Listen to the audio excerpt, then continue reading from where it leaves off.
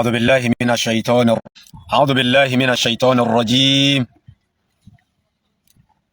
بسم الله الرحمن الرحيم. الحمد لله رب العالمين، ولا عدوان إلا على الظالمين، والصلاة والسلام على أشرف المرسلين محمد بن عبد الله. اللهم صل وسلم على سيدنا محمد قد ضاقت حيلتنا أدركنا يا رسول الله. ìfẹ́ pẹ́ lérí mọ́tọ̀n yìí bí kálukú bá rí ẹ̀rí pé prógámù tí ń ṣe yìí kìí ṣe ibi tí ti máa ṣe kìí ṣe lé àmọ́ rí pé tàkìrì لهذا المقطع قد يؤدي إلى شيء آخر ولم أريد ذلك torí rẹ̀ ìní fi ṣe prógámù yìí níwọ̀n bá sẹ́rí àwọn fídíò kan fọ́n káàkiri nísìn tó pé yàní la akadu harif madha aqul an dhalika al-maqta níbi program tí Maulana Mudir al-Markaz adamallahu ayatahu wa afiyatahu wa dawlatahu tí wọ́n ti sọ àrọ̀bíyà tàwárí ọ̀pọ̀lọpọ̀ nínú àwọn agíbíyà alladhina laysa indahum mithqalu habba min al-ilmi tí kálukú wọn náà wá fán síta mùdírù yín náà ni ó ẹni tẹ́ ń pé mùdírù yín ni ó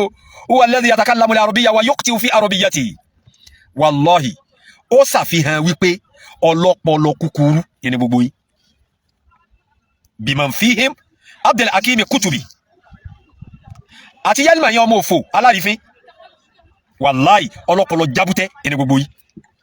tí kò bá rí bẹ́ẹ̀ ni anasaitum am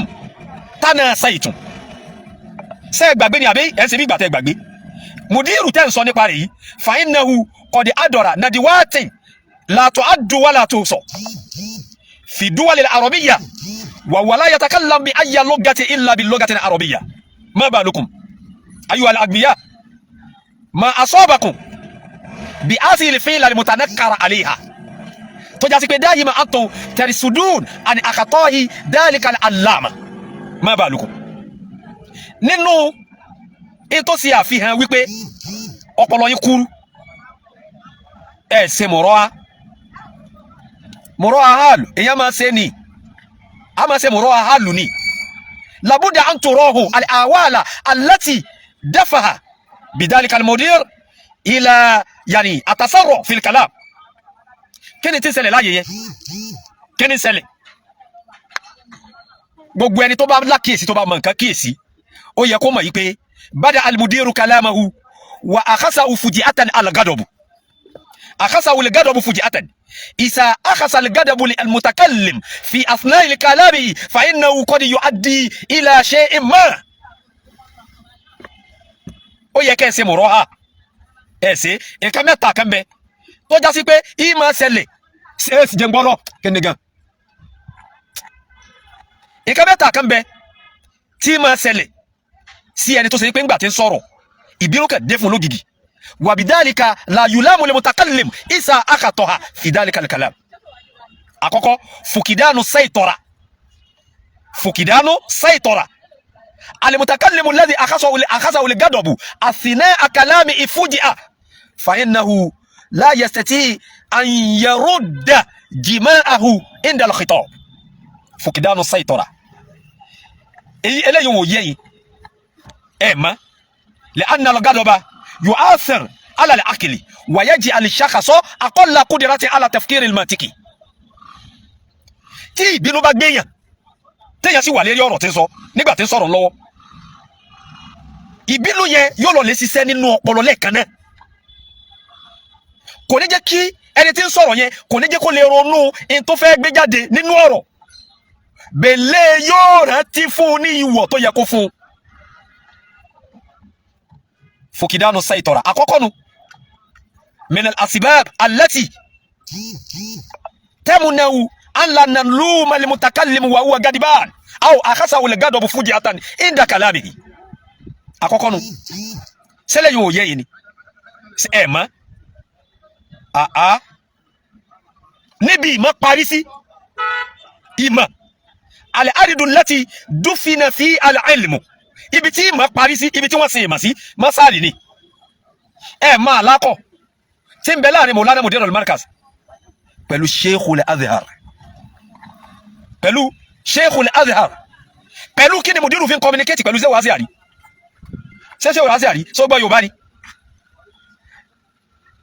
وهل إنه إذا أراد أن يتكلم مع مدير المركز وليتكلم باللغة الهوسوية أو باليوروبية أو بالإنجليزية إنما يتكلم مع ذلك العلامة باللغة العربية عربية ني باللغة العربية إن وفين صاروا pẹ̀lú مديره إيوا ويا ما يندوات في داخل نيجيريا وفي خارجها أدورها المدير وتكلم فيها باللغة العربية هل نسيتم أو تناسيتم أو لم يكن لكم شيء سوى أنكم تسلمون وإن الله لا يحب الظالمين الذي أنتم يعني تقولون بأنه كان عاجزا عن التكلم بالعربية إنه قد ألف كتب متعددة بهذه اللغة الكريمة ما بالكم وما أصابكم ما بالكم وأنا قد جئت يعني على فيسبوك منذ أيام الغادرة ببعض مؤلفات مولانا مدير المركز كتب جميع هذه الكتب باللغة العربية وأنتم تقولون بأفواهكم المسمومة بأنه كان عاجزا عن التكلم باللغة العربية ما بالكم وما أصابكم متى تنتهوا عن هذا الظلم متى تتوقفون متى تنتهون عن هذا الظلم وقد علمت علم اليقين أن الله لا يحب الظالمين ما بالكم وما أصابكم kíni ṣe yìí gan ìgbà wo lẹ fẹ́ bá àbòsí yìí dá àwa wí tàlà ìwí ẹ wá ń gbé pìrìsẹ́ńtà ẹ ń gbé sí ẹgbẹ́ mọ̀hájẹ́ ẹ ń gbé pìrìsẹ́ńtà sẹ́gbẹ́ lẹ́kítọ́rà ẹ jẹ́ sí pẹ̀lẹ́pẹ̀lẹ́ ẹ má jà wọnú ọ̀rọ̀ fúnra wa o ẹ wá ń gbé ẹ ń gbé ya subhanallah ẹ ń gbé pìrìsẹ́ńtà ẹ ń gbé sí ẹgbẹ́ mọ̀hájẹ́ mudiru olùkọ́ àgbáyé ọ̀sẹ̀ tó lọ yìí ṣe bẹ́ẹ̀ rí Professor Khalilullah Igbodofu adamallahu ayatahu wa afiyatahu wa abqahu Allahu ala alkhairi wa sadad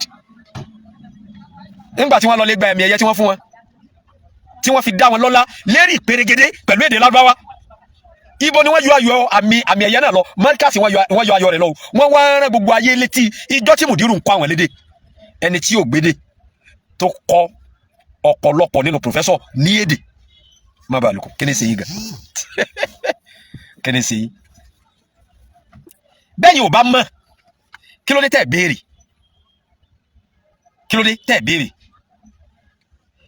mudiru wọ́n bọ̀rọ̀ wọn lọ wọ́n kà dákẹ́ bí ìṣẹ́jú kan lè má sà látẹ̀sí halu má sà àsìkàtà o kí ló dá mudiru lákẹ́ má sà jẹ́ aláwọ̀ yàtà lájìlájì fi kàlámì وهو يتكلم العربية على غير عادة كيلو فا كيلو بي كيلو دي تبيري أنتم دائما لا تبعثون إنما تتوقفون وتكفون دائما وراء غشكم وظلمكم ليري أبو سي إفسلي يا مديرو أي يتفكوني إن شاء الله الكريم تفكوا أي ين ọkọ̀ tó plane tó ti gbéra lẹ́ ń ṣẹ́wọ́ sí plane tó ti gbéra ilẹ̀ ń ṣẹ́wọ́ sí ọba mi ti parí ọ̀rọ̀ mudiru ti ṣe wọ́n bí ó ti ṣe wọ́n ẹ lè já wọn bọ́ ẹ̀yin láyé yóò bàjẹ́ ẹ lè já mudiru bọ́ ẹ lè yẹ̀yẹ́ mudiru lẹ́ ń sọ pé ò gbọ́ Lárúbáwá wa ana talibu min tulabihi qad talama ana ata'addakum an takuna bayni wa baynakum al-munaqasha wa fi hadhihi al-munaqasha natakallamu bil arabiyya faqat ana qad ata'addakum min ghairi marra لم أجد أحدا منكم يستطيع أن يخرج وقد يعني أداني ذلك إلى أن أذكر أسماءكم ذكرت عبد الحكيم القطبي ذكرت قمر الدين يونس ذكرت عبد الفتاح ينتي روبانا ذكرت أبو رحيمة وما حتى يلمي الملعون أنا ذكرت أسماءكم وأتعداكم أن تخرجوا إذا أنتم عارفين بأن لكم قدما وتيدا على هذه اللغة الكريمة وأنتم تستطيعون أن تتكلموا بها بالارتجال والاسترسال أن تخرجوا وتظهروا قدرتكم العلمية ولتجاد لكم العربية ما بالكم وأنا طالب من طلابه ولا أزال إن شاء الله طالبا من طلاب ذلك المدير العلامة. والله العلم لم يزل في المركز ولا يزال. كعبة العلم في بلاد يوروبا مركز التعليم العربي بأجيجي. قبلة العلم في هذه الديار في بلاد يوروبا مركز التعليم العربي بأجيجي.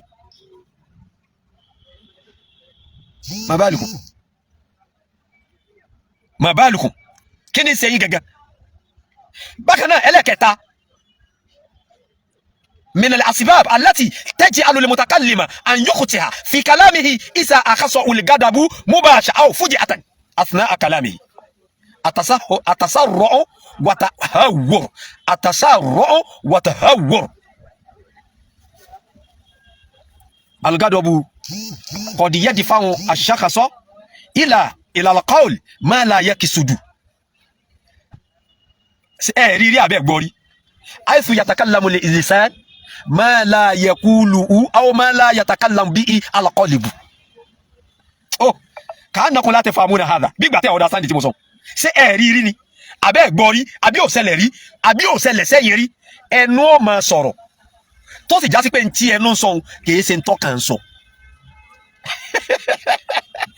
torí àlójẹ́ kí n sọ fẹ́ nìkan níjọ́ kan في ذلك اليوم أنا أتكلم باللغة العربية كما أنتم تعلمون أن الإنسان دائما خطاء. الناس خطاؤون كما يعني الإنسان عرضة للخطأ ومطلق الكمال لله وحده. وأنا يومئذ أتكلم باللغة العربية ووقعت في بعض أخطائي كالعادة لكل إنسان. وقال يا شيخ أنت قد أخطأت في عربيتك ثم قلت له يومئذ أن لساني هو الذي أخطأها ليس علمي. ni mi gbọ́yé tí n bá ṣe mistake nínú ọ̀rọ̀ mi ẹnu mi ló ṣe mistake kìí ṣe ìmọ̀ mi. ẹnu mi ló ṣe mistake kìí ṣe ìmọ̀ mi. lárúbá ìmọ̀ kọjá bí tẹ̀yìn dó sí wọn ó sì kọjá ọwọ́ tẹ́ fi mú. ẹ̀rọ yìí pé tí wọ́n fi sọ pé lágbájá o lahu malaka fil arabiyya ó parí níbi fíìlì fáìlì mọ́ fún olúbi láà al-amru khilafa dhalik. Ètí bẹ́ẹ̀ ní èdè Lárúbáwá kọjá gbogbo eléyìí táyé dìmú ó kọjá rẹ̀. ọ̀pọ̀lọpọ̀ sì ń bẹ́ẹ̀ nù yìí tó ṣe pé gbogbo ń tẹ́ ẹ̀mọ̀ nínú náwù kọjá fíìlì fáìlì mọ́ fún olú àtàlẹ̀ àn. ẹ̀yin náà sì ń sakọ pẹ̀lú mọ́. èmi wá ń challenge èyí tó wá ń tún yín challenge báyìí èyí ń tún yín challenge. ana bisifati Abdulhakim Ahmad Al-Manfaluti ana atahaddakum il-yawm atahaddakum إذا أنتم حقا تستطيعون أن تبرزوا عبقريتكم العلمية. تبالي في هاي عبقرية علمية تنبفوني إجاز النقاش. فهذا النقاش يعني يكون فقط باللغة العربية. إجاز النقاش نقاش تاسم باي سوي كما أنا أقول ولا أزال أقوله وأكرر ذلك لكم ليس عبر يعني إنترنت هنا ليس على فيسبوك ولا على تيك توك ولا على وما يعني أنا لا أريد هذا إنما أريد أن تكون تلك المناقشة مباشرة حيث يشهد الناس ويشاهدون يشهد الناس ويشاهدون ويستطيعون أن يدركوا الظلم الصادر من عادي أو من إيدا طرفتين أو من عادي طرفين. يلمني اللي يبوا موموفو jáde fún nìkọ́ṣ باللغة العربية kọ́ wá proof lágbáwá rẹ̀ tọ́lọ́gbọ́ wá proof rẹ̀ káwájú yẹ yí pé uslubul wadi níbi lugha Arabiya ẹ̀ ní ẹsẹ̀ oúnjẹ àkàlífà bàbá Khalifa láti London open debate ẹ jáde ẹ jájọ ṣe báwọn ọmọ mùdírù ni àkọ́kọ́ ẹni ó sì kọ́ sọ̀rọ̀ yẹn first Yalima yìí náà ló kọ́ sọ. ẹ dákun ẹ má bá ń tẹ love and like ẹ sì má bá ń share program yìí ẹ má bá ń share program yìí ẹ dákun kó má kó ẹnìkan tí ò ní share rẹ̀ ẹ dákun ẹ sì má bá ń tẹ love and like. àkọ́kọ́ ẹni ó kọ́ sọ̀rọ̀ yìí jáde Yalma yẹn ọmọ òfò yìí náà ló kọ́ wí ó ní gbogbo àwọn tálà wọn tẹ̀lé Mudiru ó ní la yastati'una an yatakallamu al-arabiyya bayna 5 daqa'iq bó ti wí nù ó ní wọ́n lè sọ lárúbáwá ìṣẹ́jú 5 èmi wá fún mo wá challenge ẹ̀ mo wá sọ fún jọ́nà yìí pé safety yaaru network yìí balance ẹ dákun love and like and share network yìí ti balance mo wá challenge ẹ̀ mo ní fún mi ní topic ẹyọ kan kí èmi Abdulhakeem Liman Faluti kí n sọ lẹ́ni topic náà lódìdí wákàtí kan pẹ̀lú lábá nìkan bil arabiyya al-fusha ní fi èdè Yorùbá kankan la èmi náà wá fún ọ ní topic kan anta taf'alu kama fa'altu ana dédé bẹ́ẹ̀ mi ti sẹ́hun tí mo fi lábá nìkan tí mo fi yanjú ẹ̀ ìwọ náà wà fi lábá nìkan yanjú ẹ̀ èrí Yalma yín kó jáde o àtàlíyà o ẹ dákun love and like Yalma yín ò jáde o mo wí lákọ̀ọ́kọ́ mo tó rántí létí lẹ́ẹ̀kejì mo wí ẹlẹ́ẹ̀kẹta èrí ìgbó tí a wá délẹ̀ kẹrin mo fẹ́ ká wá dákọ̀ gbogbo wọn mo wá pa gbogbo wọn pọ̀ mo ní gbogbo ẹ̀yin tẹ́ ẹ jẹ́ kìbáàrù nínú ẹ̀yin sàlàfíà kò sí ẹni tó bọ́lá bá tẹ́ èmi Abdulhakeem Liman Faluti ẹ wọ́n sọ fún wọn pé má sọ fáyé pé ìfọ́n bú try kó jẹ́ kí gbogbo ayé rí irọ́ mi tí ń pa ni wọ́n flag program yìí o wọ́n flag yìí love and like ẹ wọ́n sọ fún yín pé má sọ fáyé pé ìfọ́n bú ìfọ́n bú ni jẹ́ ká mọ̀ yìí pé irọ́ ni ń pa yìí ìfọ́n bú ni ipa mi ò ká tí mo sọ ọ̀nà tó wá jẹ́ ká mọ̀ ní accepting tí mo sọ fún mi ní tọ́pìkì lọ́wọ́ rẹ̀ kọ́ wá ní kẹ́mi alájà rẹ̀ mu'alajatan ilmiyya mawdu'iyya wa takun hadhihi al-mu'alaja bil-lugha al-arabiyya faqat èmi náà wá fún ọ ní tọ́pìkì èmi gẹ́gẹ́ lèmi náà fún ọ tọ́pìkì ìwọ náà wá ṣe lódìdí wákàtí kan ọ alájà rẹ̀ pẹ̀lú èdè Lárúbáwá mo wá ní challenges tí mo wá fún ọ yìí wọ Yalma yìí wọ́n ní eré ẹnìkan kọ́ wá mọ́mọ́ mo fi Abdulhakeem Kutaybi ana la aqulu kutubi ẹni tí ń bẹ́lẹ̀ rí èdò tó nǹkan tí ń pèrè Kutubi àṣírí ya subhanallah dédé tí ń bẹ́ lára inú mímọ̀ tẹ́ fi ń sakọ́ wájú àwọn ọmọ kí ó tàbí rò pé mọ̀ nǹkan àwa mọ bó ti mọ̀ al-mi'yar aw al-mizan tá a fi wọn ìmọ̀ àwa ní lọ́wọ́ a ní lọ́wọ́ ìta al-mi'yar tá a máa fi wọn ìmọ̀ àwa ní lọ́dọ̀ láfi máa sọ fún yín pé wa nunkiru in shina ala nnasi qawlahum wala yunkiruna liqawla ina naqulu animi iyaru lọ́wọ́ ni àwọn sọ fún yẹn pọ̀ rí sọ wala yunkiruna liqawla ina naqulu táwa bá wá wí èsì ti tó wà ńlẹ̀ fún mo ka nǹkan mẹ́ta fún ọ nísìn in tó fi lè mú ọ láti pé tó bá ń sọ̀rọ̀ lọ́wọ́ tí inú kan bí ọ lógìgì ó yàtọ̀ sí pé àti bínú ká tó bẹ̀rẹ̀ ọ̀rọ̀ èrè ọ̀rọ̀ yẹn lọ wà ìbínú yẹn kàn dé sí ọ lógìgì gbogbo ẹni ó bá nílà káì tó bá lọ gbá kó tẹ̀lé tí ń sọ ní ọ̀rọ̀ yìí ó tẹ̀lé Sakiru Ibrahim ó ní lórí irọ́ tó bá yẹ pọ́ bá bí bàbá tiẹ̀ rí Sakiru Ibrahim bóyá wọ́n bí bàbá rẹ ní Sakiru ní bí Ibrahim bàbá rẹ ní èyí tó bá jẹ́ bàbá rẹ nínú méjì tó bá yẹ pọ́ bá bí bàbá rẹ rí èyí tí mo sọ yìí wọ́ jáde fún àbí kọ́ gbé kan jáde nínú àwọn àfáà rẹ kájọ sí al-munaqasha al-ilmiyya bil-lugha al-arabiyya fusha sọ pé mo dákọ̀ bàbá rẹ mo máa dákọ̀ bàbá rẹ kó lè dùn ọ́nù sọ pé ọmọ ọkọ bàbá rẹ sọ máa lè jáde sí èyí tí mo sọ yìí àbí kọ́ wò kan nínú àwọn àfáà rẹ kọ́ gbé jáde lẹ́yìn tá a sọ yìí ẹ̀yin sọ pé Mudiru gbọ́ Lárúbáwá Mudiru tó kọ́ àwa kò gbọ́ Lárúbáwá ló kọ́ àwa làwa gbọ́ Lárúbáwá má jẹ́ ń tọ́ asrar nahnu waqafna ala asrari wa daqa'iqi al-lugha al-arabiyya òdodo lẹ́gbọ́n àṣírí daqa'iqu ya subhanallah sari yani al-lugha al-arabiyya la tantahi yani fi at-takhatub because gbogbo tí ń jẹ́ Lárúbáwá àdí tẹ́ ń sọ èyí tẹ́ ń pè Lárúbáwá kìí ṣe Lárúbáwá ń gbà bá wọnú ọ̀rọ̀ tán ìgbéléyìn ìṣe Lárúbáwá òdodo ọ̀rọ̀ lẹ́gbọ́n al-uslub al-adi fi takallum al-arabiyya ẹ padà bá pé kìí ṣe Lárúbáwá mọ́ àwọn Lárúbáwá afẹ́ra ta afẹ́ra epo afẹ́ra yọ̀ lọ́jà èyí ò làwọn ń bọ́ sọ ni nígbà tá a bá fẹ́ alájà ọ̀rọ̀ mu'alajatan ilmiyya wa nunkiru in shi'na ala an-nasi qawlahum wa la yunkiruna al-qawla hina naqulu ọ̀rọ̀ yẹn sọ̀rọ̀ ẹnu bó ti rí nu Yelma yẹn wá sọ pé ṣé ẹni tó wá jẹ́ ògbólé di Markazi tó jẹ́ ògbólé di Markazi iná wa ni ò wá lè sọ lábá ní lábá rẹ̀ wá ṣe kínní nǹkan kan inú òun sáà ń bàjẹ́ pé òun náà gba Markazi yìí kọjá ni ọlọ́run wọlá ní Muhammad lọ́dọ̀ ọlọ́run yóò wọlá sí ọlọ́run tọ́ba mi fi ran òrùn lásìkò yìí àlùbáríkà Markazi ọlọ́run yọ kù nínú gbèsè ayé rẹ̀ kò tó wá níjó lápá nù gbèsè ayé gbogbo tọ́ba bí lọ́mọ látòkè délẹ̀ insha Allah al-karim kí gbogbo yẹn bá mi sáni àlùbáríkà Markazi barakatu Markaziya ọlọ́run ọba mi ó yọ kù nínú àgbèsè ayé Yelma yìí kò tó wá níjó lápá lérí gbogbo tí ń jà rọmọdọ́mọ rẹ̀ láyé insha Allah al-karim má jẹ́ntọ́ títí dòní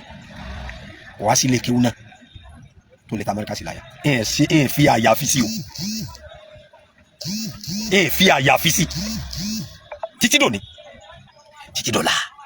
kò sí ilé kéwú tí ó ta Markazi láyà tí ó ní ti yẹn bò níbo ní ilé kéwú náà ti ń bọ̀ àwọn àwọn náà ń kọ́ wọn àwọn ni wọ́n ń kọ́ wọn ilé kéwú náà gbẹ̀yìn tẹ́ ń bá mi sámi ọlọ́run níjó burú fún yín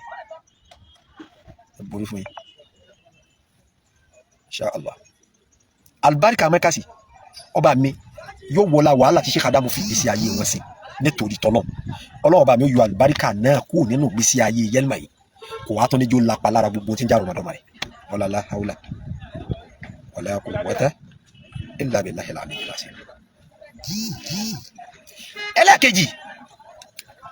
òpònú aláìlẹ́kọ̀ọ́ Kutubi ẹni jẹ́ máa pa mí ni tí máa sọ̀rọ̀ bí ìgbà tó gbé rédíò sínú wàláhì ẹni rẹ̀ máa pa mí ni Kutubi aina Kutubi fil ilmi aina al-Kutubi aina Kutubi inda al-kalam an al-ilmi ayhata lima tu'adun Kutubi ọ̀dọ̀ àwọn tí ò sí kankan lérí wọn ni Kutubi wà tí máa kéwù wallahi mo fọlọ́n tó dá mi mo fi búra olódò Kutubi wallahi tàlá èyí sọ bí sọ̀rọ̀ lójú gbogbo ayé ni sẹ́bẹ̀ bá bí tí máa sọ̀rọ̀ rẹ̀ mùdírù Markazi tabarẹ́ tó fẹ́ mú mistake wọn tó bá wo inú ọ̀rọ̀ wọn tí wọ́n sọ yóò wá mú mistake 100 Allah akbar yóò mú jáde nínú ọ̀rọ̀ wọn mi atu khatoin yóò mú jáde nínú ọ̀rọ̀ wọn mo wò báyìí ẹ̀rẹ́ pa mi lójú ara rẹ̀ ń ṣe mọ̀rọ̀ lójú ara rẹ̀ kò mọ̀ yí pé òun nínú ẹnu tóun sọ tí ń dalágbá pọ̀pọ̀ mọ́ Yorùbá ni òun gẹ́gẹ́ fún rẹ̀ ti kó sínú mistake èmi lè mi sọ bẹ́ẹ̀ fún mo lọ kó sínú mistake èmi wà sọ mistake fún ọ nísìn wá jáde sọ fẹ́mi pé èsì mistake ọkọ síbi mistake níbi mi àtò kátọ́ yín tọ́ wí ọkọ síbi mistake níbi kàmsúnà kátọ́ yín tọ́ wí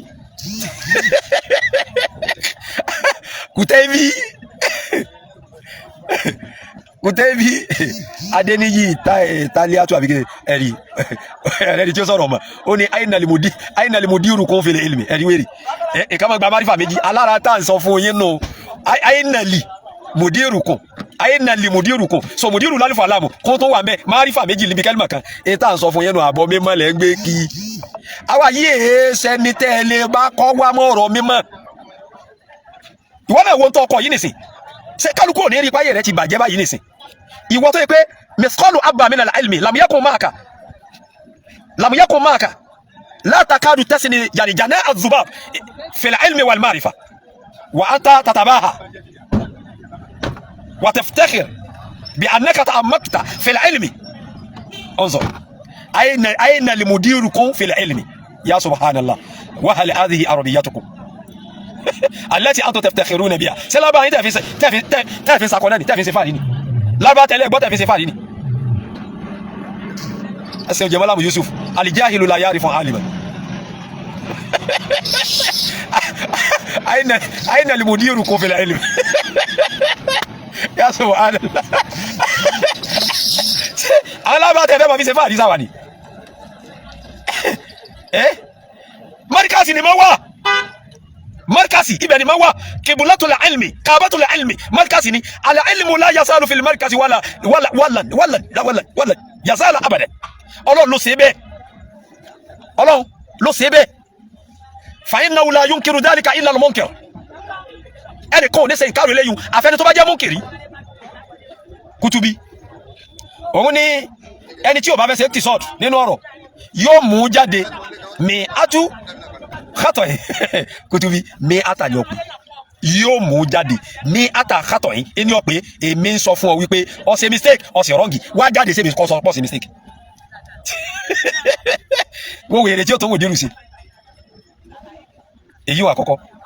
ẹlẹ́ẹ̀kejì ọ ní pé ẹni tí ó bá ṣe ti sọ́dù yóò mú mi ata kátọ̀ yìí yóò mú jáde mo sọ fún pé mi ata kátọ̀ yìí ẹ lọ́sọ̀ pé mú jáde àmọ́ ẹni tí ó bá wá ṣe ti sọ́dù ike ana kọ́dí la ubalik ali wàlá àtàjá wasu adal insof ẹsẹ̀ o Bashir afáwà Bashir Alabi Yusuf sẹ́ni bó ṣe kọ́ aina mudirukum fil ilmi bọ́ ti kọ́nu bá ti kọ́nu ẹ béèrè mọ̀ Agége lọ̀gáwà Agége lọ̀gáwà Adéníyì talia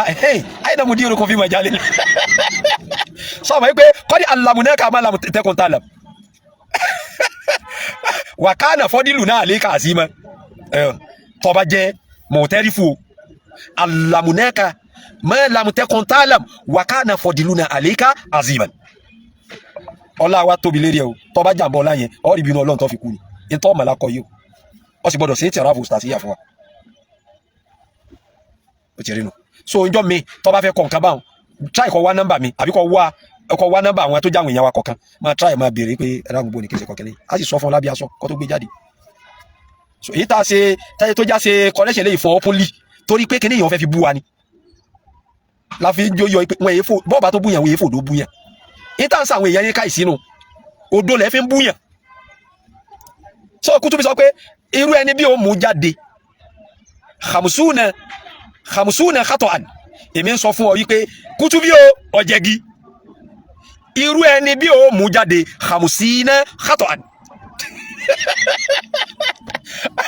Al-Kutaybi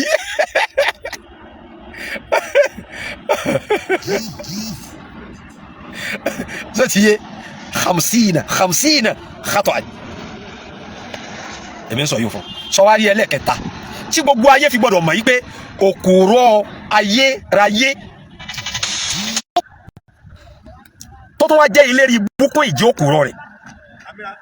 òun ni Kutubi ni kálukú sáà ọ̀rọ̀ tí mo dérú sọ ẹ dákun ẹ wo ọ̀rọ̀ tí mo dérú sọ kẹlímà tí bẹ ìtumọ̀ kẹlímà òun ni word ẹ káyé wọ́ọ̀dù tí ń bẹ ní ọ̀rọ̀ ìmọ̀dérú ìjẹ́ wọ́ọ̀dù yẹn pé 10 ìjọ pé 20 níbo ló ti fẹ́ rí mistake 50 tí wọ́n fẹ́ mú jáde mẹ́ níbo ló ti fẹ́ rí mistake 100 tí wọ́n fẹ́ mú jáde mẹ́ ibi tẹ́tì máa ń pè eléri burúkú ayé àtàlìkí àmà ni wọn so ibi tí ń dùn sí lónìí nù mo kà sáré sí kọ́lá yẹn mọ̀ pé yóò gùn tó báyìí ẹ rí i pé kọ́ọ̀lù kan wọlé nìsín inú wọ́ọ̀dù wọn ti ń pè mí so mo ní láti tètè lọ lè dá wọn lóhùn kọ́lọ́n kó wọlé àánú rẹ̀ kó wọlé agbára rẹ̀ kó wọlé àjọkà rẹ̀ kó wọlé àgbéga rẹ̀ ọlọ́run bàbá mi dé olùmọ̀ọ́kà ọlọ́run bá fi wọn láyà balẹ̀ o kọ́lọ́run jẹ́ kí wọ́n jẹjà wọn ọ̀tá ni ọ̀tá ò ní jẹjà wọn ẹni tí ń ṣẹlẹ̀ láàyè tó ṣẹlẹ̀ ó yá wa ẹni òye ẹni tó sì bí tó ṣẹlẹ̀ ó yá wa ẹni òye kọ́dà ìkànnì yẹn tó sọ pé àtọ́wá padà wá rí i pé ẹni tó tún mú yín tẹ̀fín bínú sọ̀rọ̀ náà tẹ̀fín ṣe mistake náà ẹ tó fẹ́ jà ní ẹ̀yin ò sì máa jùjà lọ́wọ́ báyìí kí ni tó bí jà wọn àwa mọ̀ ẹ̀yin ò mọ̀ ta ni wọ́n fi abẹ́rẹ́ gún tí ò ní pariwo síta gbogbo yẹn nù ọlọ́run àti gbogbo ẹni tó já pé òun náà fẹ́ nínú ẹ̀mí rẹ̀ àti wá rẹ̀ àti sẹ́sì rẹ̀